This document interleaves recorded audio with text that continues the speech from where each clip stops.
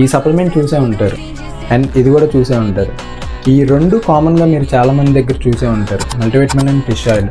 But కొంతమందికి అయితే ఇది అసలు ఎందుకు యూస్ చేస్తారో కూడా వాళ్ళకే తెలియదు అండ్ ఎంత డోసేజ్లో యూస్ చేయాలో కూడా తెలియదు. ఈ వీడియోలో అసలు ఎందుకు యూస్ చేస్తారో చెప్తాను అండ్ దీనివల్ల యూజెస్ కూడా చెప్తాను అండ్ మినరల్స్ గురించి కూడా చెప్తాను. ఈ వీడియోని సేవ్ చేసుకొని ఎవరికైతే కావాలో ఇన్ఫర్మేషన్ వాళ్ళ షేర్ కూడా చేయండి అండ్ మన పేజ్ని అయితే ఫాలో కొట్టడం మర్చిపోవద్దు. అసలు మల్టీవిటమిన్స్ కానీ మినరల్స్ కానీ ఫిష్ ఆయిల్ కానీ ఎందుకు యూస్ చేస్తారంటే మన ఆర్గన్స్ అయినా బాడీ సెల్స్ అయినా టిష్యూస్ అయినా ప్రాపర్గా ఫంక్షనింగ్ జరగాలంటే ఇవి రోజు తీసుకోవాలన్నమాట. ఇవి మనకి ఎక్కడి నుండి వస్తాయి అంటే డైట్ నుండే వస్తాయి. అంటే మీ డైట్లో మీరు ఏదైతే చూస్ చేసుకుంటారో వాటి నుండి వస్తాయి. మనం తీసుకునే ఫుడ్ నుండి మనకు కావాల్సిన క్వాంటిటీ అయితే అచీవ్ చేయలేము, అందుకే ఈ సప్లిమెంట్స్ అనేది యాడ్ ఆన్ చేసుకుంటారు.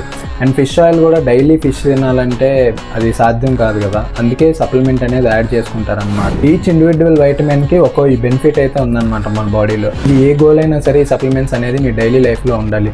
సపోజ్ మీరు ఫ్యాట్ లాస్ అయినా మజిల్ బిల్డింగ్ అయినా ఆర్ బాడీ రికంపోజిషన్ అయినా సరే ఈ సప్లిమెంట్స్ అనేది మీ డైలీ డైట్లో యాడ్ చేసుకుని ఉండాలన్నమాట. అసలు ఈ మల్టీవిటమిన్ మినరల్స్ అసలు ఎంత ఎంజీల్లో తీసుకోవాలి అండ్ ఎప్పుడు ఏ టైమింగ్స్లో తీసుకోవాలి. ఇప్పుడు ఫ్యాట్ లాస్ వాళ్ళకైతే early morning fish oil and vitamin C తీసుకోవాలా, ఎంత ఎంజీ తీసుకోవాలో మొత్తం ప్రాపర్గా ఒక పీడిఎఫ్ అయితే చేశాను. మీకు ఆ పీడిఎఫ్ కావాలంటే కమెంట్స్లో సప్లిమెంట్స్ అని చెప్పి కమెంట్ చేయండి, నేనే మీకు డిఎం చేస్తాను అనమాట పర్సనల్గా. Don't forget to follow and do comment for the PDF.